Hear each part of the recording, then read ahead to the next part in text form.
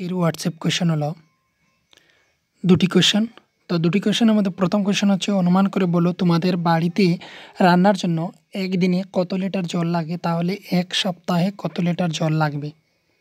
তাহলে আমি এখানে দিয়েছি একটি, তোমাদের যদি বেশি রান্না করা হয় বাড়িতে তাহলে অবশ্যই সেখানে জল ব্যবহার বেশি হবে, তাহলে জলের পরিমাণটা একটু বেশি করে লিখবে। তাহলে একদিনে 2.3 লিটার জল লাগে, অর্থাৎ 2 লিটার 300 মিলিলিটার জল লাগে। তাহলে এবার এটা হচ্ছে একদিনের হিসেব, তাহলে এক সপ্তাহে, সেটা এক সপ্তাহ হচ্ছে 7 দিনে, তাহলে এটাকে 7 দিয়ে গুণ করে দেব, তাহলে যেটা বেরিয়ে আসলো সেটা হচ্ছে 16.1 লিটার জল লাগে। তাহলে 2.7 আর এখানে 2.3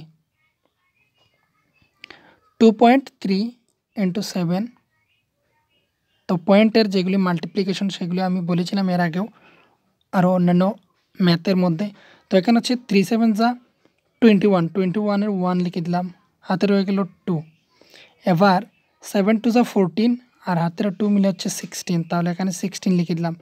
এবার আমাদের এখানের মধ্যে রয়েছে এই দিক থেকে আসার পর আমরা দেখলাম যে প্রথম যে নাম্বার রয়েছে তারপর এখানে রয়েছে দশমিক, তাহলে এখানে একটি সংখ্যার পর এখানে বসবে দশমিক, তাই 16.1 লিটার জল লাগে এক সপ্তাহে। তারপর হচ্ছে, সূর্যের আলো থেকে কোন ভিটামিন আমাদের দেহের চামড়ায় উৎপন্ন হয়, এই ভিটামিনের অভাবে শিশুদের কী রোগ হয়।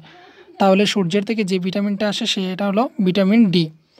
ভিটামিন ডি এর অভাবে রিকেট রোগ, তারপর হচ্ছে জেনুবালগাম, অস্টিওমেলেশিয়া, দাঁতের ক্ষয় ও দাঁতের বৃদ্ধি হয় না, এইসব রোগ দেখা দেয়। তাহলে আশা করি তোমরা বুঝতে পেরেছো।